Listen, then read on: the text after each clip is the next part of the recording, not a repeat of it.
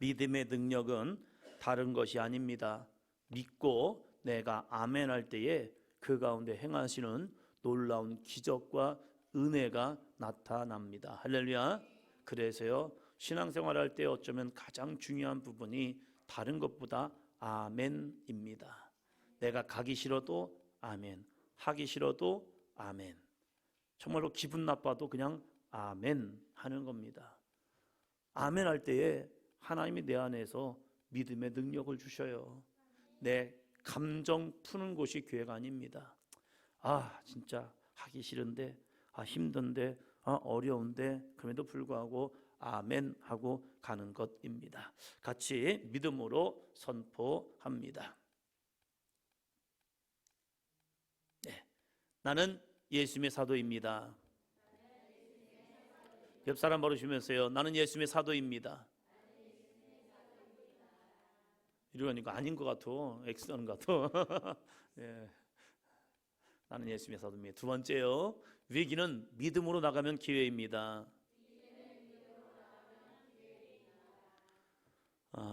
오늘 기도원 말씀 네 번째 우리가 보고 있습니다. 큰 용사로 부름받은 기도원 네 번째. 같이 제목 읽습니다. 시작.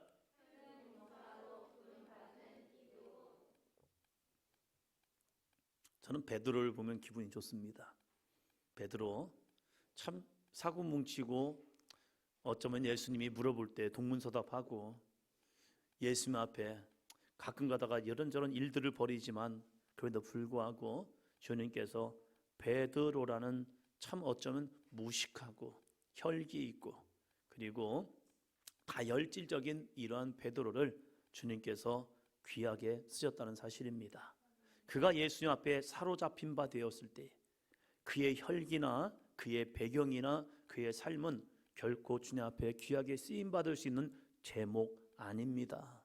그냥 그렇게 살다가 어부로서 그저 하루 일 끝나고 집에 오면 술에 취해가지고 피곤하니까 힘드니까요. 그 일 자체가 너무 어렵잖아요. 그러니까 그래서 그 피곤을 이기기 위해서 술 한잔하고 포도주 마시고 그리고 자다가 또 일어나고 그런 삶이 어쩌면 베드로의 인생이었을 겁니다. 그런데 그가 예수님의 부름을 받고 순종하였고 예수님 앞에 붙들린 바 되었고 성령의 충만함을 입었을 때 그 정말로 보잘것없는 하찮은 인생이었던 베드로가요 위대한 믿음의 사람이 됩니다. 한번 옆에 보시 바랍니다. 당신은 베드로보다 낫습니다. 훨씬 낫습니다. 할렐루야. 훨씬 나아요. 우리도 주님 앞에 붙들린 바 되고 성령의 충만함을 받는다면 우리도 베드로보다 어쩌면 더 귀하고 아름답게 쓰임받을 믿음의 사람이 될 줄로 믿습니다. 기도원도 마찬가지였다는 거예요. 그래서 우리가 네 번째 반복해서 계속 말씀을 나누고 있습니다. 왜요? 우리가 2024년을 향할 때 우리가 약한 작은 기도원이 아니라 큰 용사가 되는 기도원이 되었으면 좋겠기에 12월 한 달 동안 계속적으로 이 말씀을 가지고 여러분에게 드리고 있습니다. 다시 말씀을 드립니다. 기도원을 통하여 우리가 가장 깊이 깨달아야 할 것은 무엇이냐? 내가 보는 나와 하나님께서 보는 나는 다르다는 사실입니다. 할렐루야. 여러분이 여러분의 삶을 통하여 나를 보는 것과 거울을 통하여 나를 보는 것과 너무 달라요. 너무 달라요. 이 다른 나를 발견할 때에 그 속에서 소망과 비전을 가질 수 있습니다. 내가 나를 안다고 생각하지만 때로는 하나님께서 아는 내가 더 정확하다는 사실입니다. 그것은 나는 어제, 과거의 나와 오늘, 현재의 나를 보면서 나를 압니다. 그런데 놀라운 것은요, 하나님은요, 미래, 내일의 나를 보고 계시다는 사실입니다. 그래서 나에게 말씀하시는 거예요. 너는 이렇게 될 거야. 너는 이렇게 될 거야. 너의 비전은 이거야. 너의 꿈은 이거야. 이것이 무엇입니까? 안 이루어졌어요. 지금 나의 모습은 너무 부족해요. 연약해요. 그러나 하나님은 미래, 내일의 나를 보시면서 아니야, 너는 이렇게 될 거야. 할렐루야. 내일의 나를 보면서요. 내일의 나를 보면서, 이게 조영기 목사님의 바라봄의 법칙이죠. 나 자신을 향해서 나는 이렇게 될 것이다. 나는 이렇게 될 것이다. 나는 이렇게 될 것이다. 저는 요즘 꿈을 꿉니다. 나는 70kg가 될 것이다. 그래도 많이 빠졌습니다. 앞자리가 바뀌어버렸습니다. 드디어 바뀌어가지고 이제 70을 향해 달려가고 있습니다. 그렇게 많이 나왔어요? 예, 그렇게 많이 나오더라고요. 어느 순간에 갑자기 확진자가 돼버렸어요. 이 코로나 기간 동안 정말로 확진자가 돼가지고 확 쪄버렸어요. 위기의식을 느꼈습니다. 그래가지고 이러면 안 되겠다, 이러면 안 되겠다 해가지고 조금씩 근데 잘 진행되고 있는 것 같습니다. 왜요? 저는 내일의 저를 봅니다.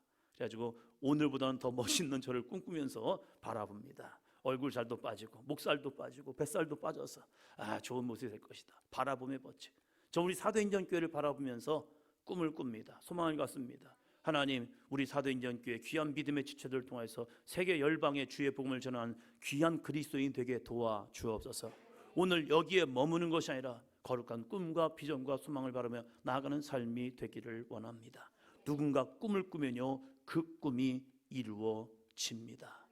누군가 이곳에 복음의 씨앗을 심는다면요, 이곳을 통하여서 하나님이 일하시는 놀라운 은혜가 임할 줄로 믿습니다. 제가 춘천에 올 줄은 꿈에도 몰랐습니다. 저희 형이 93년도에 여기 헬기장에 근무를 하기 시작했습니다. 춘천 저기 신북인 거예요. 거기 헬기장에서 근무를 했습니다. 형이 토요일이면 왔다가 주일이면 올라가요. 토요일에 왔다가 주일날 올라가니까 저희 형이 졸음운전을 잘합니다. 저희 집의 특징인 것 같아요. 졸음운전. 어느 날은 맨홀 뚜껑이 열린 걸 그걸 못 보고 출진하다가 타이어 빵 끊어가지고 사고도 났었어요. 이렇습니다. 그러니까 저희 아버지 어머니께서 이 논산에서부터 여기까지 올라가니까 거리가 멀잖아요. 걱정이 되는 날에는 저를 같이 동행시켜버립니다. 갔다 오면 저는 힘들어요. 왜? 형은 승용차 타고 오지만 저는 가라 오잖아요. 그래도 불구하고 그때 제가 재수생이었기 때문에, 시간 너무 많은 재수생이었기 때문에 저를 형하고 같이 보냅니다. 같이 보내가지고 이 춘천에 오면서 이 생각을 해봤습니다. 여기는 살러 올 때는 못 되겠다. 여기는 놀러 오면 좋겠다. 이 생각을 했어요. 근데 제가 여기 와서 살잖아요. 할렐루야. 몰라요, 어떻게 될지. 여자친구랑 한번 와서 왔다 가는 경춘선 한번 타고 싶었는데 한 번도 못 탔어요. 없어가지고. 그래가지고 제 아내와 함께 살고 있는 거죠. 하나님은요, 과거의 나, 오늘의 나가 아니라 내일의 나를 보기를 원하십니다. 이것이 무엇입니까? 꿈의 사람이라는 거예요. 사랑하는 성도 여러분, 우리 함께 꿈을 꾸시기를 바랍니다. 우리 구선의 권사님도 꿈을 꾸시고요. 할렐루야. 이제부터 시작이잖아요. 그죠? 이제부터 시작이거든요. 지금까지 인생은 60까지 인생은 다 할 것이었고 이제부터의 삶이 또 다른 인생이다. 이 믿음을 가지고 다시 한번 꿈을 꾸고 도전을 하는 거죠. 믿음의 사람들은요, 죽을 때까지 꿈을 꿉니다. 어떠한 꿈이요? 하나님의 나라에 대한 꿈이요. 이 땅에서 이루어질 하나님의 은혜요. 저희 아버지께서 예수를 믿기 전에 한 꿈을 꾸었습니다. 저희 할머니가 돌아가셨고 돌아가신 지 좀 되었습니다. 근데 저희 아버지께서 아침에 꿈을 꾸시더니 저희 삼형제를 딱 앉히더라고요. 일하러 가기 전에요. 그러면서 저희 아버지께서 하신 말씀이 있습니다. 그게 뭔지 아십니까? 야, 아빠가 너희 할머니 꿈을 오늘 꾸었는데 할머니께서 기도하고 계시더라. 저는 그걸 잊지 못합니다. 어렸을 때, 제가 초등학교 저학년이었을 때, 그때 저희 아버지께서 삼형제를 형놓고 큰형, 작은형 저를 앉혀놓고, 야, 너희 할머니는 돌아가셨는데도 기도하시나 보다. 꿈자리가 좀 그러니까 너희들 조심해라 했습니다.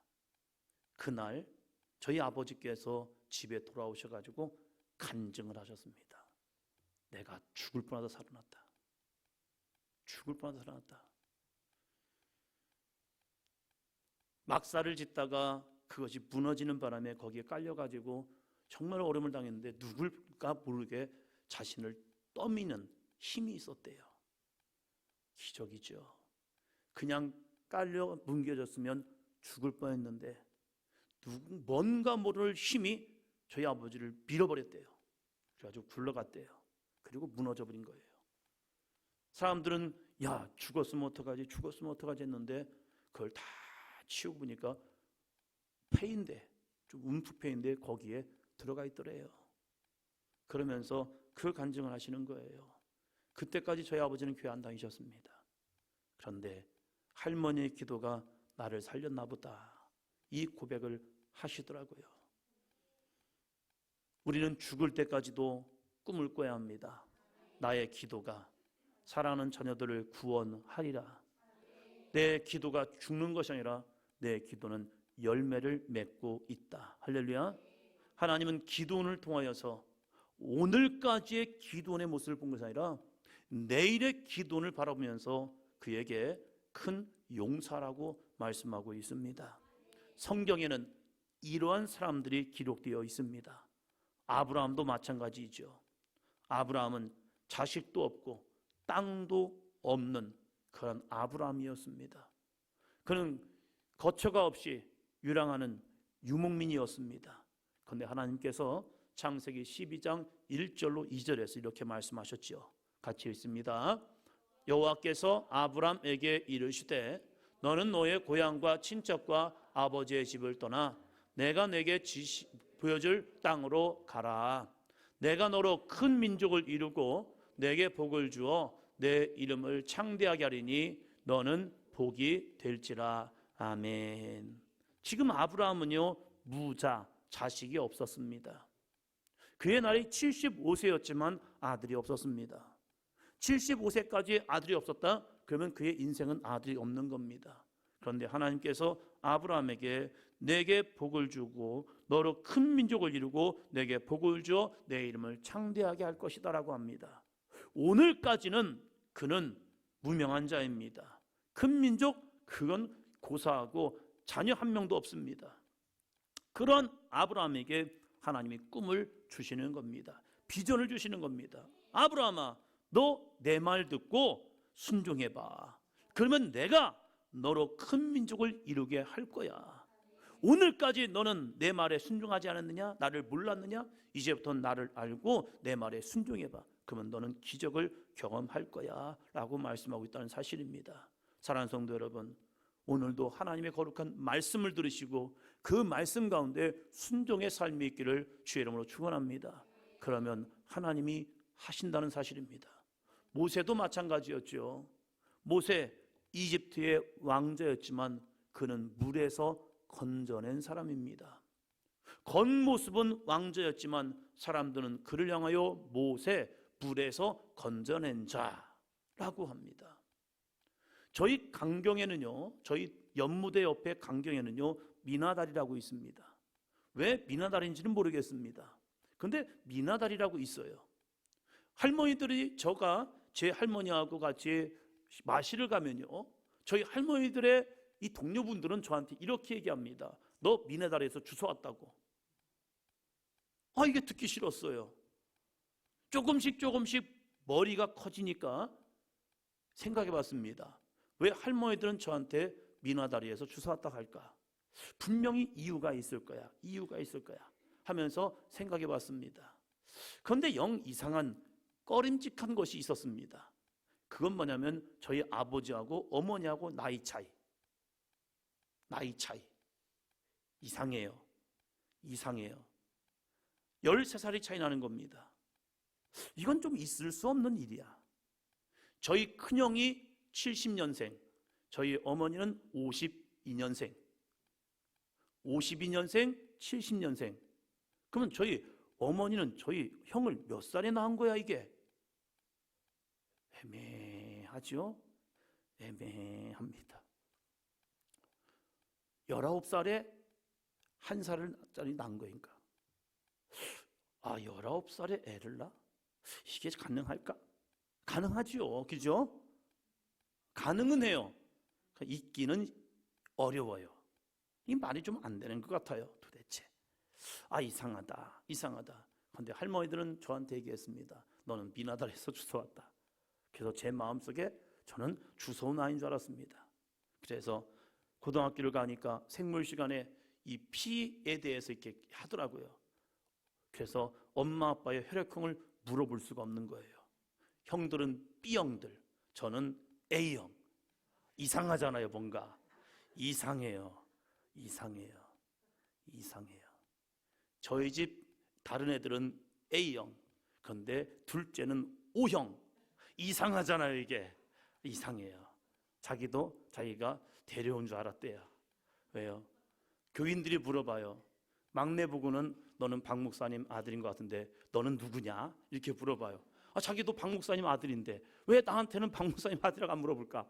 이게 애매했단 말이에요. 모세, 그는 물에서 건져낸 자입니다. 이것을 평생 들으면서 삽니다. 그 이야기를 들을 때 그는 어떡할까? 내 뿌리를 찾습니다. 왜 나는 물에서 건져내었을까? 뿌리를 알고 보니까 자기는 히브리인이었습니다. 이 상실감, 이 존재에 대한 상실감 무지 큽니다. 입양한 아이들이 자기 부모가 진짜 생부 생모인 줄 압니다. 그럼 어느 순간에 양부 양모라는 것을 아는 순간 이게 좀 마음에 혼돈이 온대요. 혼돈이 와서 자기의 정체성이 흔들리는 겁니다. 나는 누구일까? 그래서 방황을 합니다. 모세도 왕자였지만 방황하기 시작하는 겁니다. 내 뿌리에 대해서. 그래서 내 족속들이 애굽 군사에게 학대를 받을 때 그 마음에 자신도 모르게 울컥하는 마음이 왔죠. 그래서 모세가 한 것이 무엇입니까? 그 사람을 쳐 죽여버렸습니다. 그래서 그는 살인자가 되었습니다. 왕자가 애굽 사람 하나 죽인 거, 그것도 지금으로부터 3,500년 전입니다. 3,500년 전에 왕자가 백성 하나 죽였다고 해서 그게 큰일이 되겠습니까? 아니에요. 그럴 수도 있는 거예요. 그냥 그 당시에는 왕자가 백성 하나 죽인다고 해서 그것이 큰 죄다? 그게 아니에요. 그런데 바로는 그 사건으로 해서 모세를 죽이려고 합니다. 무엇 때문일까? 무슨 이유일까?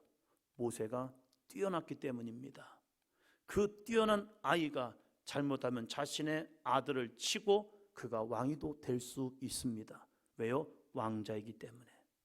정적이 돼버린 거죠. 그래서 이 모세는 그걸 알았기에 미디안으로 도망칠 수밖에 없었습니다. 그래서 그가 할 수 있는 것은 아무것도 없었습니다. 그저 내 처갓집에 양을 키우는 목동 일밖에 할 수 없었어요.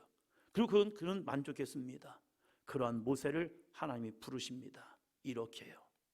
출애굽기 3장 9절로 10절. 이제 가라.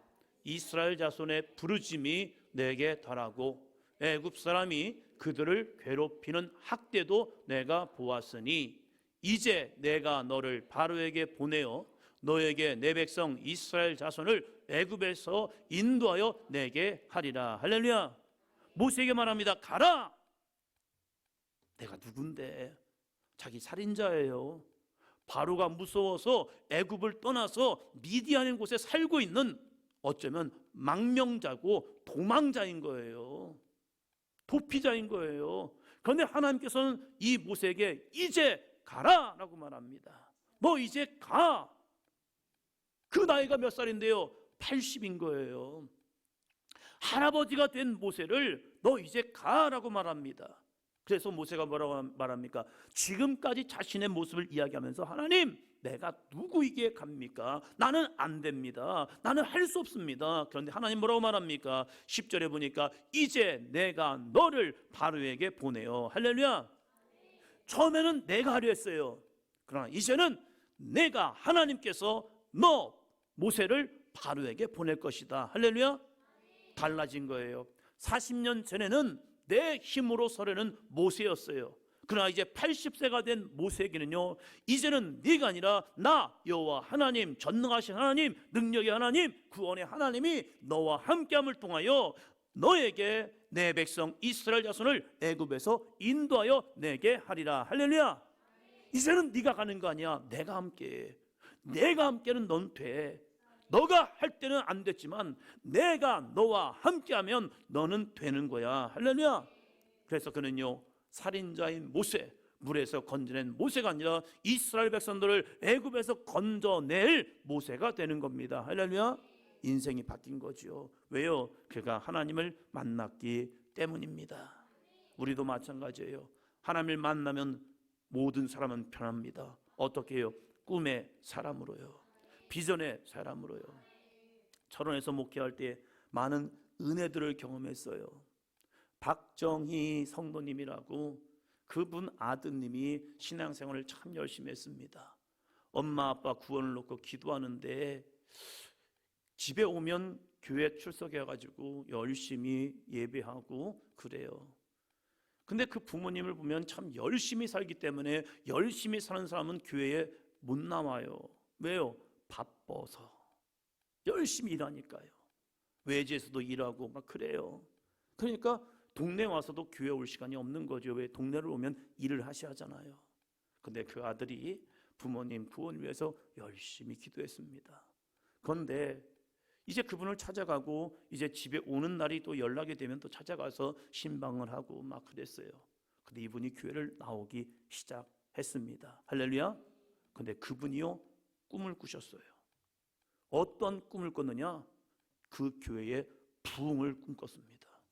교회가 새롭게 건축되는 꿈을 꾸시더라고요. 그래서 목사님, 제가 꿈을 꿨는데요 하면서 이야기를 하셔요. 할렐루야. 교회 온 지 얼마 안 되시는 분이에요.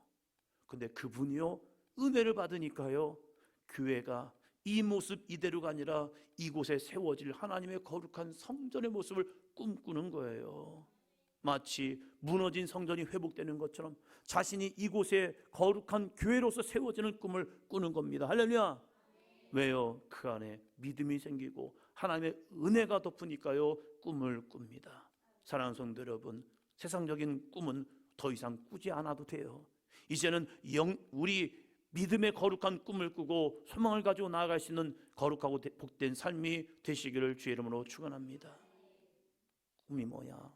라고 말할 때 꿈, 육신적으로 더 많은 것, 더 큰 것을 이루기 위한 꿈도 있겠지만 하나님의 사람으로서 내가 왜 이 자리에 서야 하는가? 할렐루야. 어느 날 정시윤이 물어볼 수 있죠. 아빠의 꿈 뭐야? 라고 물어볼 때 나의 꿈? 어떤 분이 그러더라고요. 아빠한테 자녀가 물어보니까 나는 네가 잘 되는 게 내 꿈이야. 아니, 그런 거 말고 아빠의 꿈 했더니 나는 네가 잘 되는 게 꿈이야. 아니, 아빠의 꿈 나한테 얘기하면 나는 부담스럽잖아요. 그죠? 자녀한테 그 얘기하면 자녀는 부담스러운 거예요. 왜? 나만 보고 있으니까. 그런데 아빠의 꿈. 여러분의 꿈은 뭐냐 이겁니다. 여러분의 꿈은 무엇이냐 이거예요. 모세는 80세의 꿈을 꾸었습니다. 그것도 하나님을 만나니까 그의 인생이 변화돼서 꿈을 꾸는데, 저 이스라엘 백성들을 애굽에서 건져내서 저 하나님의 약속하신 젖과 꿀이 흐르는 땅으로 내가 그들을 인도하여 내리라. 할렐루야. 하나님과 함께 그 역사를 이루리라. 이 꿈을 꾸었고요, 모세는 밟지는 못하였지만 이스라엘 백성들을 가나안 문턱까지 인도하는 거룩한 역사를 이루는, 꿈을 이루는 사람이 되었습니다. 여러분, 오늘의 나와 내일의 나는 다를 수 있다니까요. 신약에서 한번 볼까요? 사도행전 7장 8장에 보면 사울이라는 사람이 나오죠. 사도행전 7장 8장까지 사울 좋은 사람입니까? 나쁜 사람입니까? 진짜 나쁜 사람이죠. 하나님의 열심은 있었지만 그 열심이 하나님 말씀 없는 열심이 되니까, 은혜 없는 열심이 되니까 하나님의 열심을 가지고 사람들을 죽이는데 앞장선 사람입니다. 교회 안에 하나님의 열심은 있는데 말씀이 없으면요, 그래요. 사람들과 싸우고 분열하고 다투면서 내가 하나님의 일을 한대요. 어느 교회 장로님께서 교회만 오면 그렇게 큰 소리를 지른대요. 그러나 봐요. 그러니까 옆에 있는 그 부인 권사님이 여보 왜 이렇게 큰 소리 쳐? 하지마 했더니 그분 하신 말씀이 학을 띠더래요. 목사님이. 이게 목사님 도와드리는 거야. 이게 무슨 나를 도와주는 거야. 나를 힘들게 하는 건데. 근데 그분은요 그게 목사님을 도와드리는 이런 거였대요. 소리를 높이 친다는 것은요 그 안에 뭐가 있다는 거예요?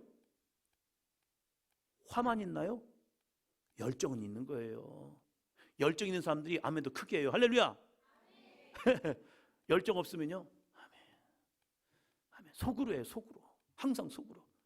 열정의 사람들은요 하나님이 내 안에 열정을 주잖아요. 그러면요 힘있게 해요. 할렐루야. 열정 좀 내세요. 할렐루야. 뭔가 소리 지르고 뭔가 움직인다는 것은 열정이 있는 거예요. 근데 그분은 말씀이 없는 열정이 되니까요 자기의 길이 하나님의 길인 줄 아는 거예요. 사울이 그랬어요. 사울이 하나님의 열심을 가지고 나갔는데 예수 그리스도를 믿는 자를 핍박하고 죽이는데 앞장선 자. 그래서 7장 8장에서는요 진짜 못된 사람이 바로 사울인 거예요. 그러나 9장에서 그가 예수님을 만납니다. 예수님은 그의 과거를 묻지 않았습니다. 너 이렇게 했지? 너 죽어버려 해가지고 주님께서 사울을 죽이는 것이 아니라 사울아 사울아 부르십니다. 그리고 말씀하시는 거죠. 나는 내가 박해하는 예수라. 놀라는 거죠. 그런데 이 사울에게 어떠한 하나님 주님의 꿈이 있습니까? 5장 15절로 16절 9장 15절로 16절 같이 봅니다. 주께서 이르시되 가라 이 사람은 내 이름을 이방인과 임금들과 이스라엘 자손들에게 전하기 위하여 택한 나의 그릇이라. 그가 내 이름을 위하여 얼마나 고난을 받아야 할 것을 내가 그에게 보이리라 하시니. 할렐루야. 이 사람은 내 이름을 이방인들과 임금들과 이스라엘 자손들에게 전하기 위하여 택한 나의 그릇이다. 사람들은 이해할 수 없습니다. 사울 나쁜 놈인데, 그런 예수 그리스도를 믿는 그리스도인들을 박해하는 죽이는 그런 나쁜 놈인데, 그런데 주님은 아니야. 어제까지는 그는 나쁜 사람이었지만 오늘부터는 그는 이방인과 임금들과 이스라엘 자손들에게 전하기 위하여 택한 나의 그릇이다. 할렐루야. 나의 오늘까지의 모습과 나의 내일의 모습 달라질 수 있습니다. 예수 그리스도를 만나면 우리도 큰 용사가 될 수 있습니다. 그래서 우리가 해야 할 것은 무엇입니까? 힘들어도 어려워도 하기 싫어도 약속의 말씀에 순종하여 나아가는 것입니다. 하나님은 오늘도 순종하여 믿음으로 나가는 자들을 오늘도 사용하여 주신다는 사실입니다. 우리가 순종해 나아갈 때 2024년이 하나님께서 행하시는 놀라운 은혜가 가득한 사람이 될 줄로 믿습니다. 기드온, 그는 자신을 이야기하죠. 기드온 자신을 이야기해요. 볼까요? 사사기 6장 다 펴놓으셨죠? 네, 감사합니다. 사사기 6장 15절.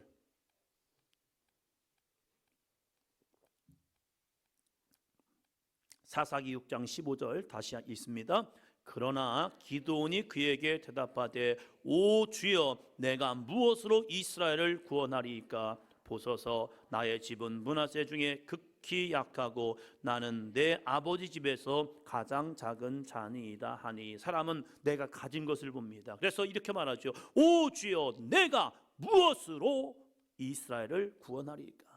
내가 가진 게 뭐 있지? 내 힘이 뭐가 있지? 내 능력은 뭐가 있지?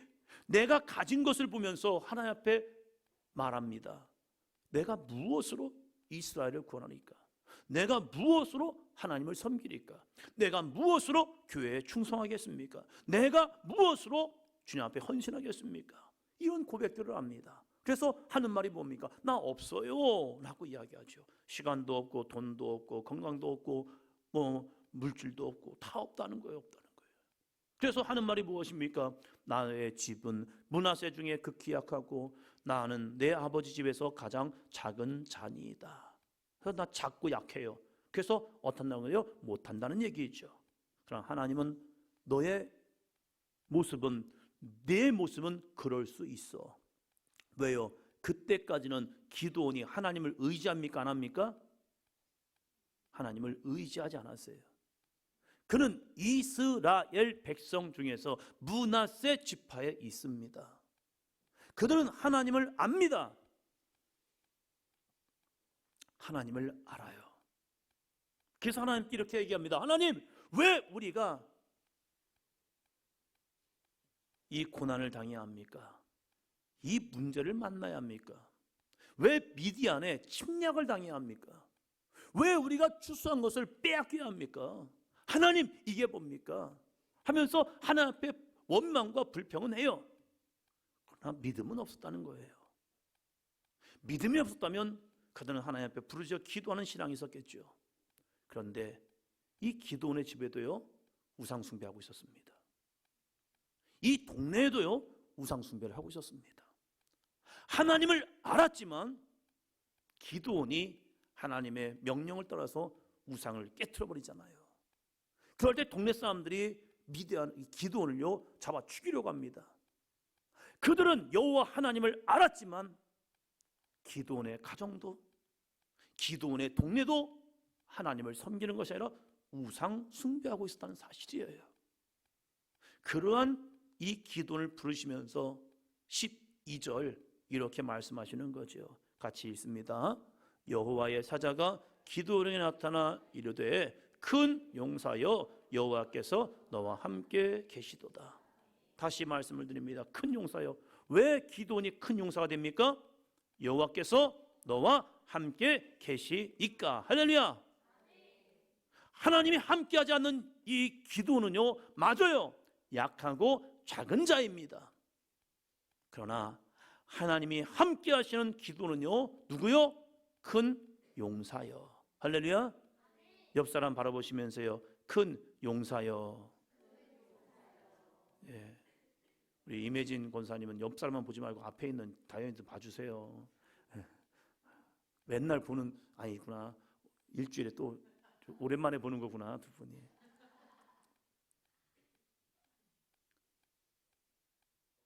기드온, 그는 약하고 작은 자 맞습니다. 그러나 하나님은 너가 큰 용사가 되는 것은 여호와께서 너와 함께 계시니까 너 이제 큰 용사가 되었어 라고 말합니다. 우리 사도행전교회 큰 교회입니다. 할렐루야. 주께서 우리와 함께 하시면 우리는 큰 교회가 되는 거예요. 규모가 크다 작다가 아니에요. 갑자기 기드온이 막 헐크처럼 키가 커지고 힘이 세진 게 아니에요. 그는 여전히 왜소한 모습일 것 같아요.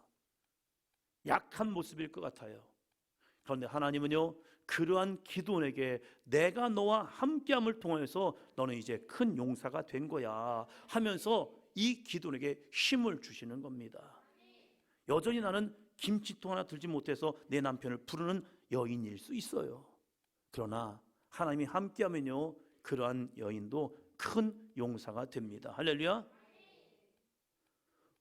우리도 내가 보는 내가 아닌 하나님의 약속의 말씀을 가진 나를 볼 수 있어야 해요. 그래서 우리는 말씀을 선포하며 기도하는 겁니다. 2024년 교회 표어가 말씀의 선포로 축복을 여는 삶이에요. 한번 따라 하셔야 합니다. 말씀의 선포로 축복의 삶을, 죄송합니다. 저도 헷갈리네. 말씀의 선포로 축복을 여는 삶. 저도 해놓고서 제대로 헷갈릴 때가 있어요. 말씀의 선포로 축복을 여는 삶. 축복은 열어야 열립니다. 축복은요, 내일의 삶이기 때문에 닫혀 있어요.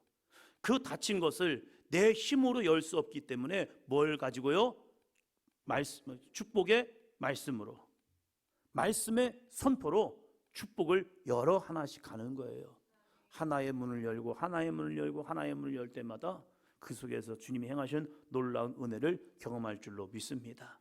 문제를 부딪힐 때마다 우리는 약속의 말씀, 그 말씀을 선포하는 겁니다.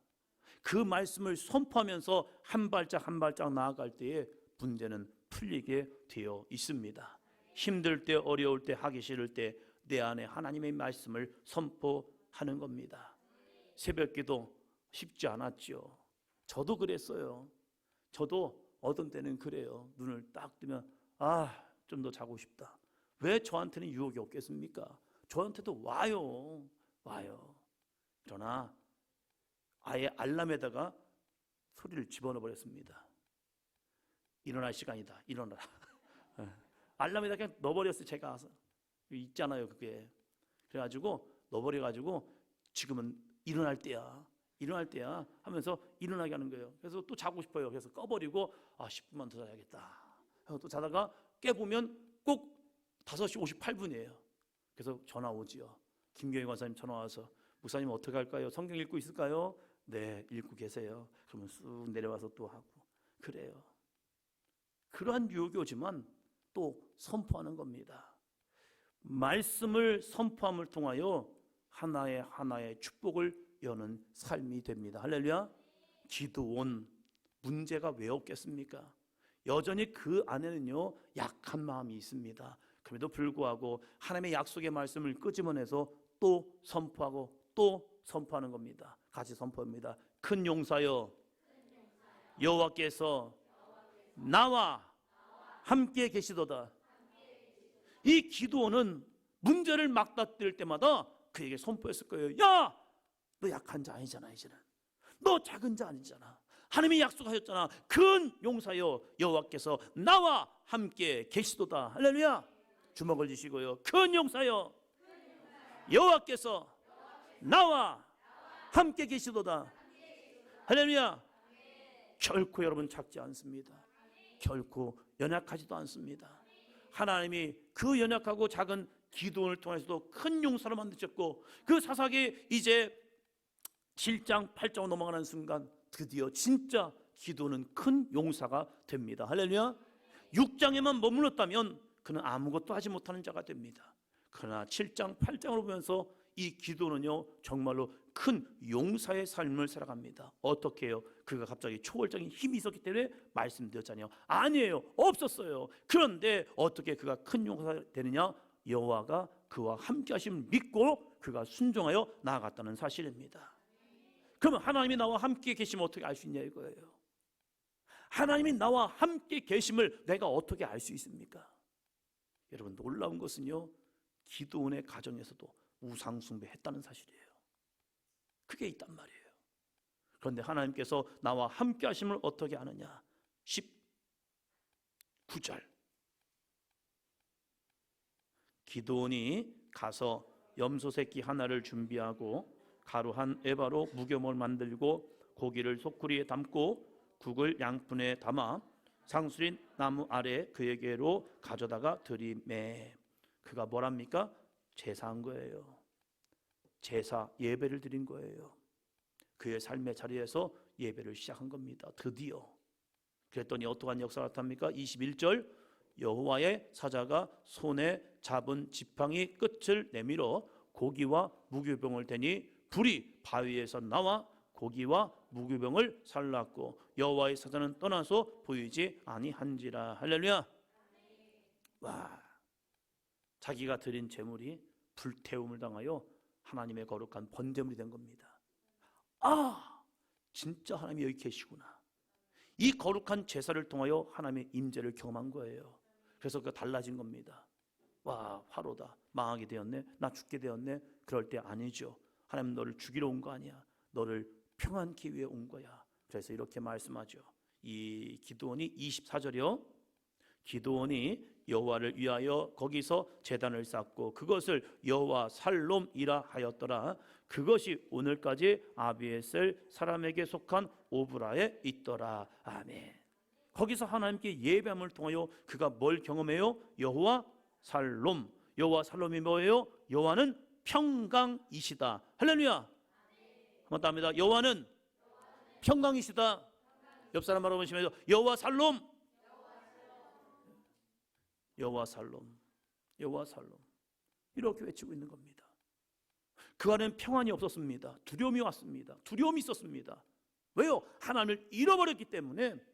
미디안 사람이 두려워서 포도주 틀에 숨어서 밀을 타작하던 사람인 거예요.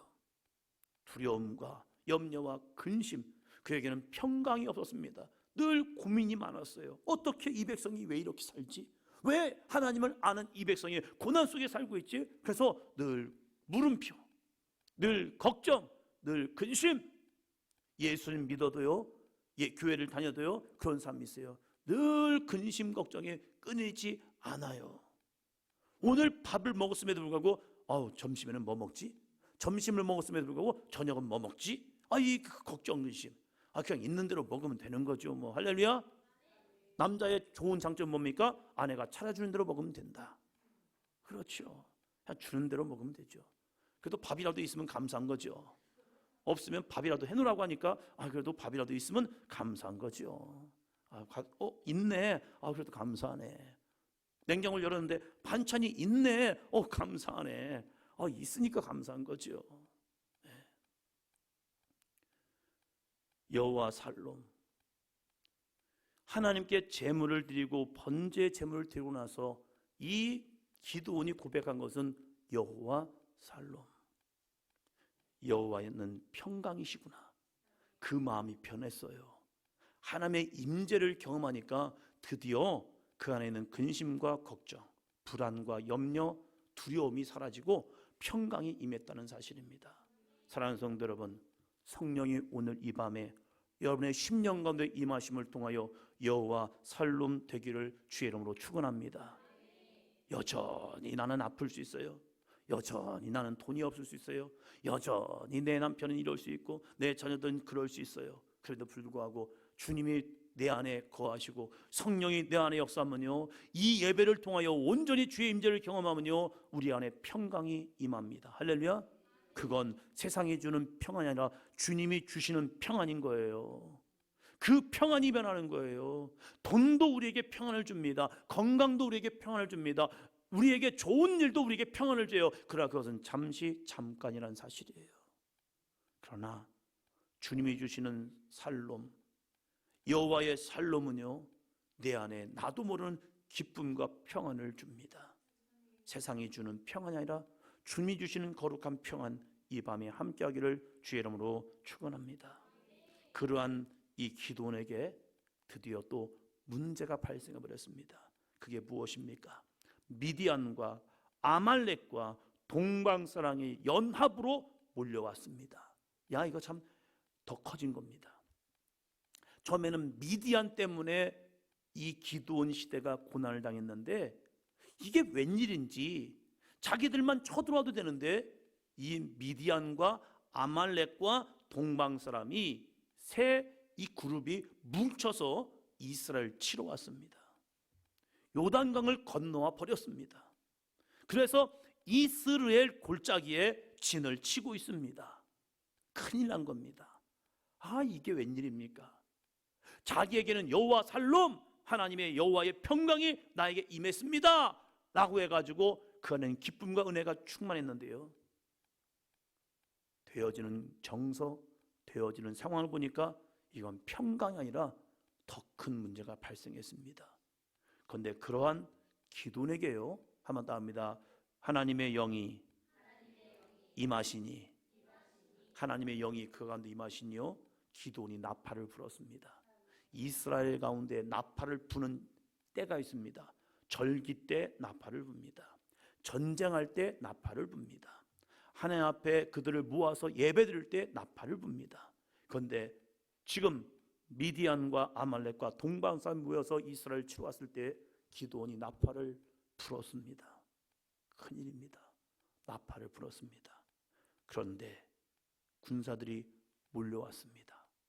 와, 은혜죠. 그런데 이 기드온이, 그런 군사가 몰려왔는데 몇 명이 왔습니까? 몇 명?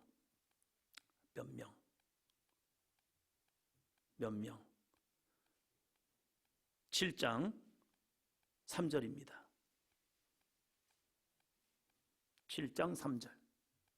이제 너는 백성의 귀에 외쳐 이르기를 누구든지 두려워 떠는 자는 길르앗산을 떠나 돌아가라 하라 하시니 이에 돌아간 백성이 22,000명이요 남은 자가 10,000명이었더라. 아멘. 할렐루야.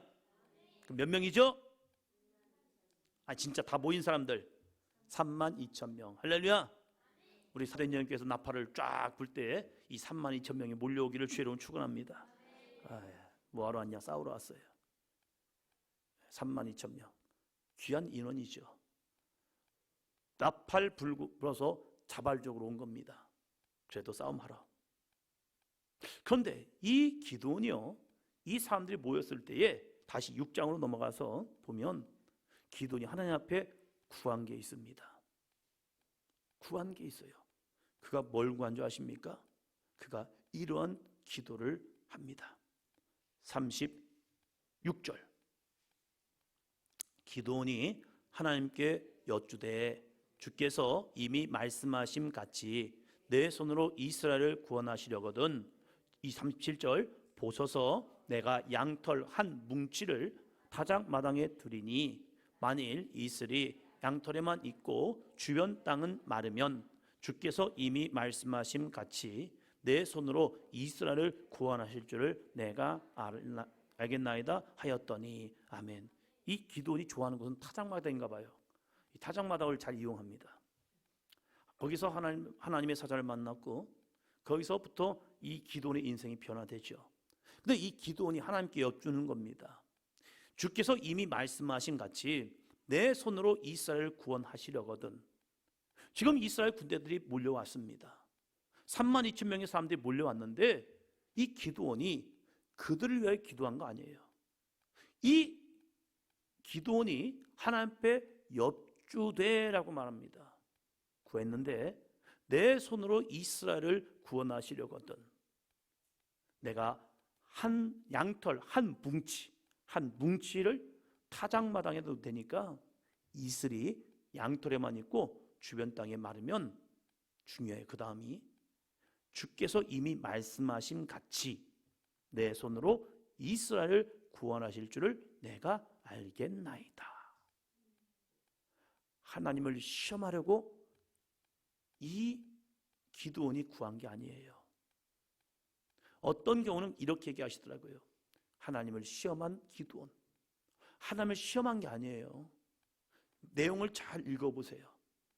주께서 이미 말씀하심 같이 내 손으로 이스라엘을 구원하실 줄을 내가 알겠나이다. 이 기드온이 구한 것은 무기를 구하지 않았어요. 더 많은 군대를 원한 것도 아니에요. 그냥 하나님이 이 사건을 통하여 이 양털 뭉치에 이슬이 내려 여기에 물이 있고 주변 땅은 마르는 사건을 통하여서 이 사건을 통하여 주께서 이미 말씀하신 같이 내 손으로 이스라엘을 구원하실 줄 내가 알겠습니다. 하나님의 약속이 나를 통하여 이루어질 것을 내가 확신하겠습니다. 할렐루야. 그가 원한 것은요, 내 안에 믿음의 확신인 거예요. 내가 이제 이스라엘 백성들과 전쟁하러 가야 하는데 하나님께서 정말로 나와 함께 하심을 내가 믿음이 없어버리고 있습니다. 그래서 이미 말씀하신 것처럼 하나님은 나의 손을 통하여 저 이스라엘을 구원하신다고 말씀하셨는데 이 사건을 통하여 하나님이 나와 함께 하심을, 내 기도 가운데 응답하심을, 하나님이 나의 이 부탁에, 이 엎주는 기도에 응답하심을 보면서 내 안에 확신을 가지고 싶습니다. 믿음의 확신 때문에 하나님을 믿지 않는 건 아니에요. 하나님의 말씀을 모르는 게 아니에요. 그러나 그 확신을 다시 한번 갖고 싶어서 하나님 앞에 이 기도한 거예요. 믿음에 대한 테스트가 아니라 내 믿음에 대한 확증이요. 정말로 했더니 어떻게 됐습니까? 38절 그대로 된지라. 이튿날 기드온이 일찍이 일어나서 양털을 가다가 그 양털에서 이슬을 짜니 물이 그릇에 가득하더라. 할렐루야. 물이 가득했대요. 기적인 거죠. 기적. 한 번 기적이면 되겠죠. 그런데 이 기드온은 약한 사람이에요. 소심한 사람이에요. 한 번이 안 돼요. 그래서 이상하다. 왜 됐을까? 희한하네 진짜. 그래서 어떡합니까? 39절 또 하지요. 39절 같이 읽습니다. 기드온이 또 하나님께 엽주되 주여 내게 노하지 마옵소서. 내가 이번만 말하리이다. 구하옵나니 내게 이번만 양털로 시험하게 하소서. 원하건대 양털만 마르고 그 주변 땅에는 다 이슬이 있게 하옵소서 하였더니 아멘. 양털만 마르고 그 주변 땅에는 다 이슬이 있게 하옵소서. 이러한 사람들의 하나님께 대한 이러한 기도를 보면요, 제가 새벽기도 처음 시작할 때가 생각납니다. 이제 새벽기도를 해야겠다라는 마음이 와가지고 하나님 앞에 이제 집에서 잠을 자면서 하나님 앞에 기도를 했습니다. 새벽기도 할 수 있는 방법, 새벽기도 할 수 있는 방법. 이매진 집사님, 권사님, 새벽기도를 잘 나오려면 어떻게 하면 되죠? 또 중요한 게 있죠. 알람을 여러 개 맞추는 거예요. 왜요? 끄고 끄니까. 핸드폰은 또 멀리 놓습니다. 가까이 있으면 꺼버리고 자버리니까. 거기까지 끌어가려면 일어나야 하고, 일어나서 가야 하면 그 자리까지 가니까 일단 깬 거예요. 가까이 머리맡에 놓고 자는 분들은요, 교회 오기 싫다는 얘기일 수 있어요. 왜요? 썩어버리고 자야지 이 생각하니까요. 멀리 나. 그것도 이제 남편 가까이에 놓으면 좋습니다. 왜요? 남편이 듣기 싫어가지고 툭 쳐버립니다. 빨리 일어나 가라고. 어우 왜 안 깨? 이러면서 툭 쳐버리고 빨리 가라고. 그럼 자동으로 깨죠. 알람을 맞추면 쉬워요. 그런데 처음에 새벽 기도를 시작할 때 알람을 켜서 일어나면 제가 일어난 거니까 하나님이 깨워주셔야 합니다라는 믿음을 가지고 알람을 다 꺼버리고 평안하게 잤죠. 자면서 저는 생각했습니다. 나는 못 일할 거야. 늦게 잤거든요. 나는 못 일할 거야. 확신을 가지고 기도하고 잤습니다. 기도는 했지만 나는 못 일할 거야 확신했어요. 그런데 새벽 기도가 4시 반인데 4시에 새벽 종이 소리가 왜 이렇게 크게 들려요? 그 종소리야. 하나, 둘, 다 셌어요. 왜 이렇게 오래 치시는 거야? 송기화 권사님. 저희 새벽 기도 치시던 권사님. 그분이요 계속 치는 거예요. 안 끝나. 도대체 왜 이렇게 오래 치시는 거야? 다쳤습니다. 눈을 떴습니다. 생각해 봤습니다. 가면 안 돼. 내가 새벽 기도 가면 우리 교인들이 놀랄 거야. 왜 제가 새벽 기도 왔을까? 그리고 난 새벽 기도하면 뻘쭘할 거야. 왜요? 처음 가는 거니까. 그래서 안 돼. 가면 안 돼. 하면서 주님 깨워주시면 감사한데 왜 깨우십니까? 저 안 깨워줄 줄 확신하고 있었는데 깨우시면 어떡합니까? 자버렸습니다. 깨우고 나니까 미안해가지고 그 다음날 또 기도를 했습니다. 하나님 처음에 깨워준 건 희한합니다. 이해할 수가 없습니다. 또 깨워주신다면 제가 가겠습니다. 그런데 그 둘째 날도요 깨워지는 거예요. 우리 귀에게도 그런 은혜가 있기를 바랍니다. 정말로 깬 거예요. 근데 저는 또 잤습니다. 왜요? 한국인은 기도는 몇 번 했죠? 한국인은요 3번은 해봐야죠. 주님 3세판입니다. 이거 두 번째도 이거 이상합니다. 그랬더니 또 잤습니다. 그리고 그 다음날 또 해봤습니다. 하나님 저는 한국인이잖아요. 3세판입니다. 근데 너무 선명해요. 셋째 날도 깨버린 겁니다. 가야겠다 안 되겠다 이러다가 그래가지고 옷을 하고 갔죠. 역시나 저희 교회 교인들이 저를 쳐다봤습니다. 제가 왜 왔을까? 기도원이 왜 기도한 줄 압니다. 하나님을 테스트하고 싶은 게 아니라 자기 안에 확증을 갖고 싶은 겁니다. 그리고서 그가 전쟁에 나가려고 갔습니다. 32,000명이 모였습니다. 그런데 하나님께서 7장 2절에 이렇게 말합니다. 7장 2절 여호와께서 기드온에게 이르시되 너를 따르는 백성이 너무 많은즉 내가 그들의 손에 미디안 사람을 넘겨주지 아니하리니 이는 이스라엘이 나를 거슬러 스스로 자랑하기를 내 손이 나를 구원하였다 할까 함이니라. 몇 명이었다고요? 32,000명. 그 사람이 많대요, 적대요? 많대요. 맞죠? 32,000명 무지 많은 사람이죠. 무지 많은 사람이에요. 우리가 볼 때는 32,000명 많아 보여요. 그런데 중요한 게 있습니다. 12절. 미디안과 아말렉과 동방의 모든 사람들이 골짜기에 누웠는데 메뚜기의 많은 수와 같고 그들의 낙타의 수가 많아 해변의 모래가 많음 같은지라. 할렐루야. 이스라엘이 많다는 거예요? 적군이 많다는 거예요? 그들은 32,000명 수를 셀 수 있었습니다. 그러나 이 미디안과 아말렉과 동방의 모든 사람들은요 골짜기에 누웠는데 메뚜기 떼같이 무지 많은 겁니다. 셀 수도 없는 겁니다. 와, 이렇게 많아. 낙타의 수가 해변의 모래같이 엄청 많은 겁니다. 누가 이기겠습니까? 32,000명 적은 수입니다.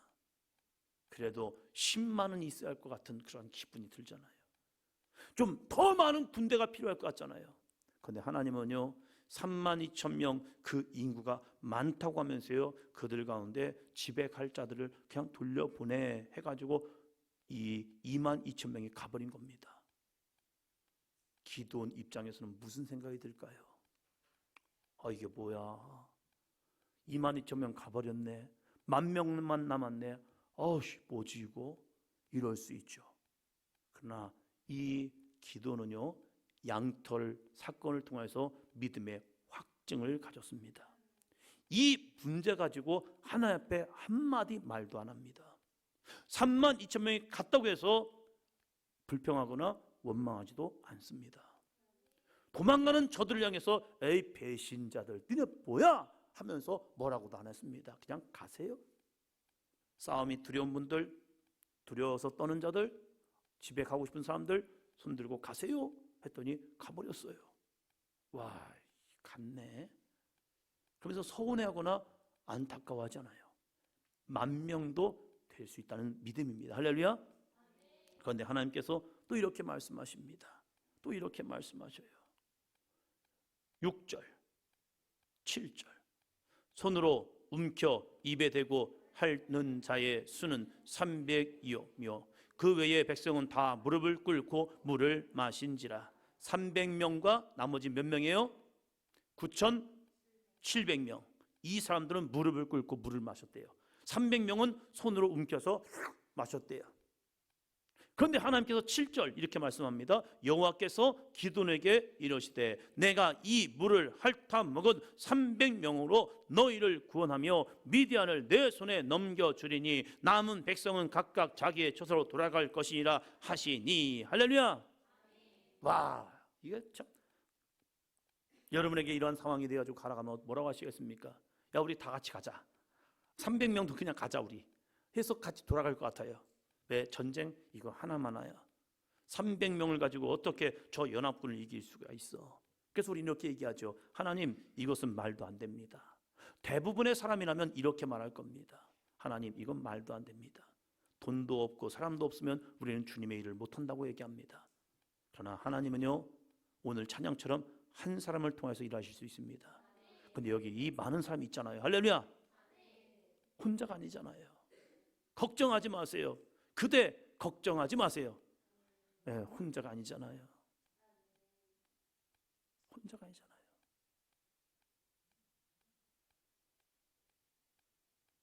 혼자가 아니에요. 하나님이 함께 하십니다. 9,700명이 떠나가는 모습을 기도는 보면서 기도는 쫄지 않았습니다. 약해지지 않았습니다. 두려워하지 않았습니다. 왜요? 그는 여호와 살롬이죠. 그는 여호와, 반응하셔야죠. 여호와 살롬이라니까요. 살롬. 여호와 살롬. 여호와는 평강이시다. 32,000명이 있어도 여호와는 평강이시고 10,000명이 있어도 여호와 살롬이고 300명이 있어도 여호와 살롬. 만약에 기도는 혼자라도 여호와 살롬이었을 거예요. 왜요? 하나님이 하시겠다 했잖아요. 300명이 있으면 우리는 이 생각합니다. 와우, 이제 죽었나 보다. 우리 큰일 났네. 어떡하지? 대부분의 사람이라면 이렇게 했을 것 같아요. 웬만한 사람 같으면 이렇게 했을 것 같아요. 놀라운 일이 있어요. 지도자가 여호와 살롬하니까 300명도 두려워하지 않았다는 사실입니다. 놀라운 은혜인 것 같아요. 300명도 이상해졌어요. 이스라엘은 그런 사람들이 아니었거든요. 이스라엘 백성들은 32,000명이 있어도 이들을 바라보면서 아말렉과 미디안과 동방의 사람들 바라보면서 두려워 떨면서 야, 큰일 났다. 큰일 났다. 어떡하지? 목사님 큰일 났어요. 어떡하지요?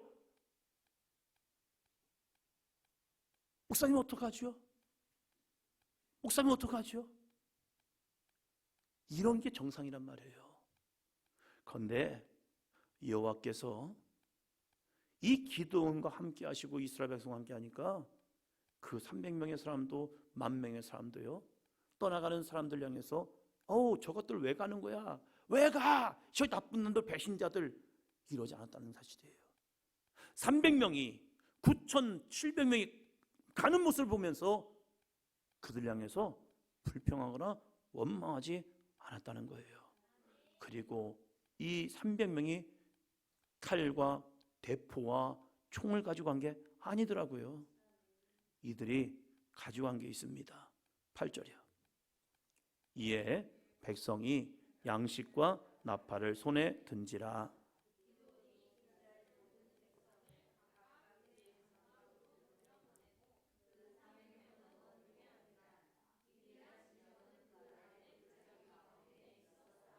백성이 양식과 나팔을 손에 들고 가버립니다. 그리고 300명은 머물러 있습니다. 미디안 진영은 그 아래 골짜기 가운데 있었습니다. 그 아래 골짜기, 이게 핵심이죠. 그 아래 골짜기. 이스라엘 백성들은 이 미디안 진영을 볼 수 있습니까? 없습니까? 누가 위에 있어요? 누가 밑에 있어요? 미디안 사람들은 이스라엘 사람들이 잘 안 보일 거예요. 밑에서 위를 보니까. 그러니까 위에서 밑을 본다는 것은요, 문제가 확실하게 보이고 있다는 사실이에요. 그 문제가 얼마나 큰지, 얼마나 강한지, 얼마나 센지 다 보여요. 그러면 우리는 문제를 보면 큰일이네, 열받네, 화나네, 이거 문제야 하면서 너무 정확하게 알았어요.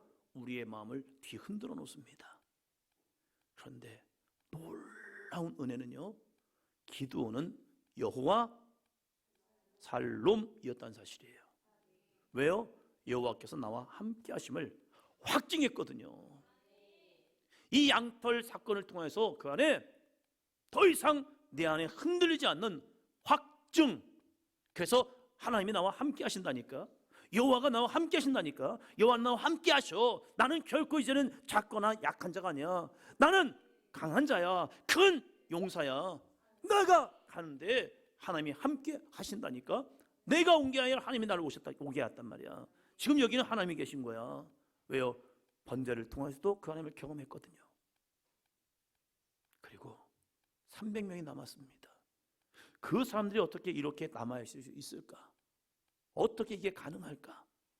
이 기드온이요, 자신의 모든 일을 백성들한테 얘기했을 겁니다. 여러분, 제가 여러분을 부른 목적은 이런 겁니다. 제가 이런 일이 있었고요, 이런 일이 있었고요, 이렇게 했었어요. 저도 무서워서 두려워서 했는데 이게 기적이 일어났단 말이에요. 근데 이 기적을요, 백성들이 듣고 믿었다는 사실입니다. 할렐루야. 이게 또 기적이에요. 기드온은 봤지만 이들은 들었어요. 근데 들은 이야기를 그들이 믿었다는 사실입니다. 그게 은혜이죠. 사람의 힘으로는 결코 이길 수 없는 전쟁입니다. 32,000명을 가지고도 이길 수 없는 전쟁입니다.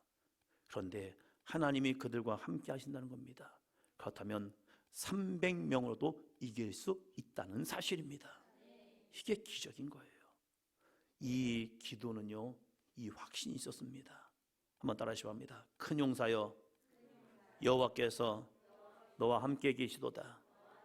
두 번째요, 너는 가서 이 너의 힘으로 이스라엘을 미디안의 손에서 구원하라.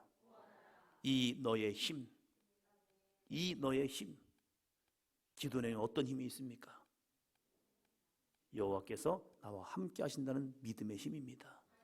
그 힘을 가지고 이스라엘을 미디안의 손에서 구원하라는 거예요.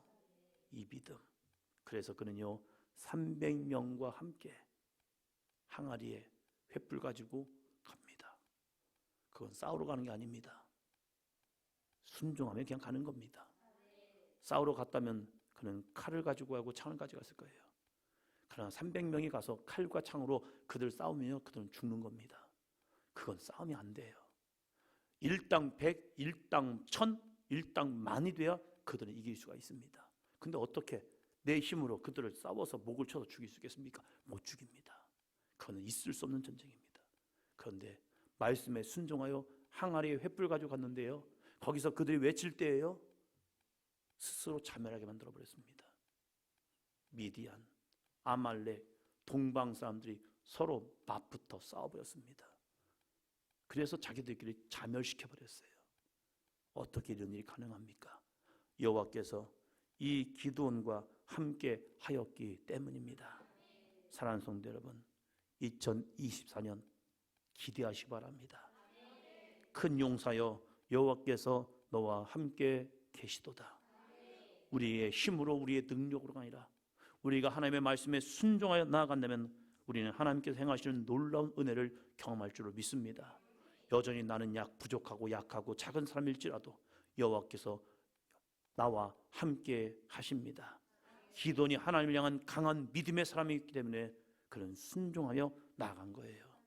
여러분, 순종이 믿음입니다. 하나님께서 무엇을 명령하든지 순종하며 나아가십시오. 하나님이 힘을 주십니다. 은혜 주십니다. 시간 주십니다. 능력 주십니다. 물질 주십니다. 하나님이 모든 것 채워 주십니다. 그래서 우리가 그 말씀의 명령에 순종해 나아갈 때 나아가는 거예요. 저는 이 말을 좋아합니다. 한 번 더 합니다. 하기 싫어도, 귀찮아도, 힘들어도, 죽을 것 같아도 믿음으로 순종합시다. 할렐루야.